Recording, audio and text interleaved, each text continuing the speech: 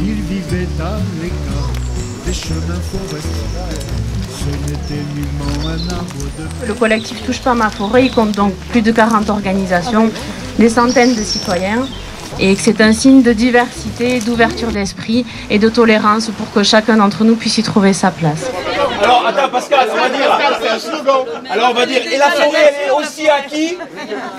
Elle est aussi à qui? Là ça va là. À la nature. On en a marre de ces tocards qui veulent raser nos belles forêts. Il y a des industries en France, en Europe et dans le monde qui ont tendance à croire que tout ce qu'ils voient, tout ce dont ils ont envie peuvent se l'accaparer. Et là, dans les Pyrénées, ils sont en train de se rendre compte qu'en fait, c'est pas une vérité. Parce que eux, ce qu'ils veulent, c'est pas défendre l'environnement, c'est uniquement faire de l'argent avec une ressource qu'ils considèrent comme une ressource alors que c'est un bien commun. Et c'est là... On a décrypté l'ensemble des dossiers et des études qu'on a pu avoir, notamment les études IGN, FOFOR, Commune forestière et ONF.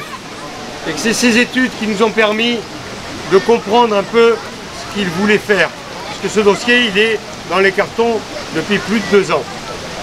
Aujourd'hui, cette scierie, elle est adossée à un cogénérateur, donc à une grosse chaudière de 2,5 MW qui prendrait 35 000 m3 par an pour faire de la vapeur d'eau et aussi de l'électricité pour le privé. Donc pour continuer à casser ce qui nous reste d'EDF. Pour défendre la forêt pyrénéenne, pour défendre une autre façon d'envisager l'industrie du bois, pour défendre une autre façon d'envisager le traitement de l'être humain et des salariés, et puis pour un monde plus écologique et plus juste. Voilà. On nous ordonne d'être rentable, de ne pas aller au-delà du grillage, mais nous sommes tous le grain de sable, capables de faire sauter leur rouage. Nous sommes la misère et la guerre, nous sommes la faim et le froid, le peuple en colère, mais il se battre pour ses droits. Enfants de la terre, de la lutte ouvrière, on porte à bout de bras le plus vieux des combats. Nous aussi défendons notre terre sacrée. Missionnaire du Yabasta, non ça suffit comme ça. Nos arbres n'y touchera pas, ah ça ira.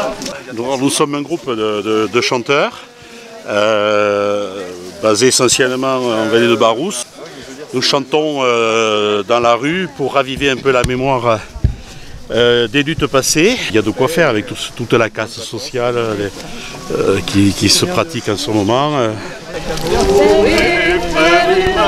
Rapprochons nos cœurs en main, c'est l'alerte. Amis, entends-tu les vallées, pourras-tu y répondre? Mais notre espoir tracera sous le ciel noir de nos mondes. Amis, alertés dans la nuit, la liberté, c'est la mort.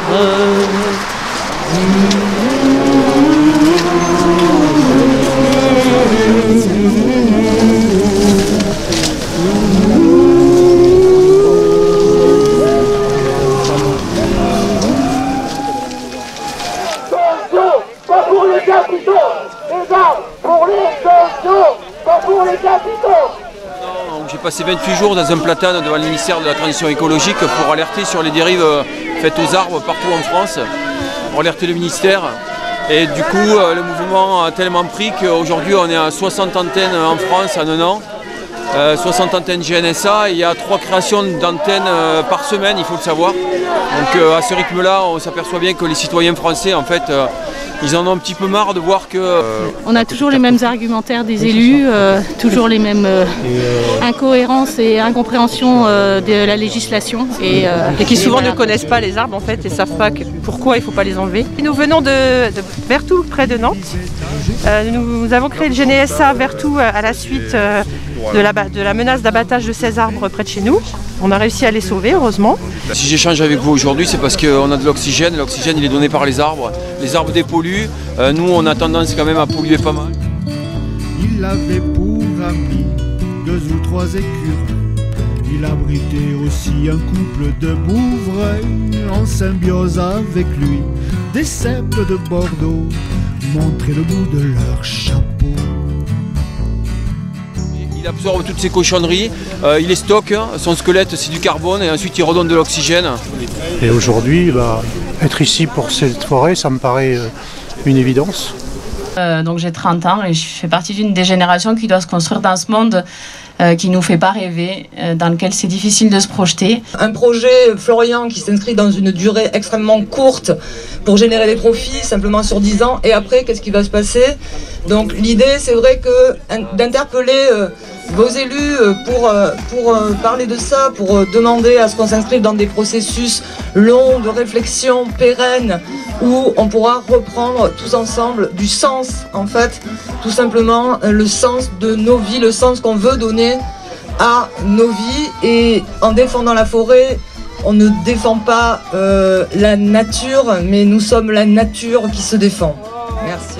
C'est l'occasion aussi de refaire du lien et de nous rassembler, de nous sentir entourés et soutenus, surtout dans ces périodes de distanciation sociale.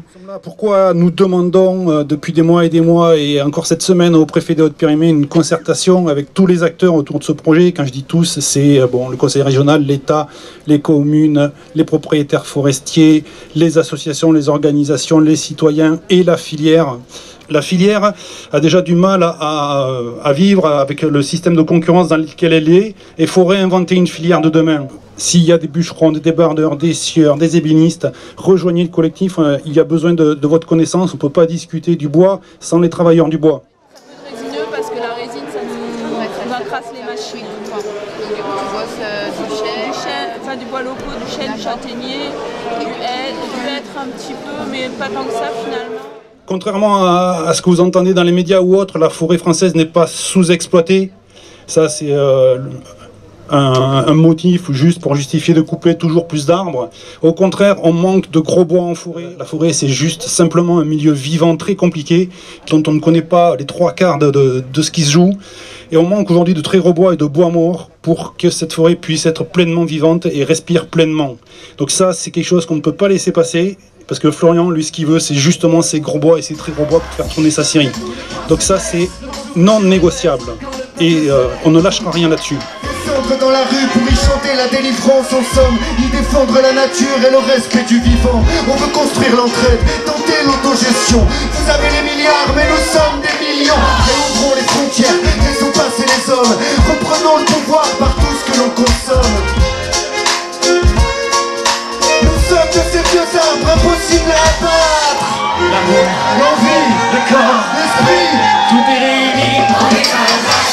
Que tous les points se dressent, le vent s'ouvre sur les braises, quand le peuple se lève. Et on n'a rien à craindre, je vous parle d'un feu que personne ne peut éteindre. C'est eux qui sont à plaindre, parce qu'ils peuvent nous tuer, mais ils ne peuvent pas nous vaincre. Je crois pas que je t'engraine, on fait partie de la solution, partie du problème. Que tous les points se dressent, le vent souffle sur les braises, quand le peuple se lève.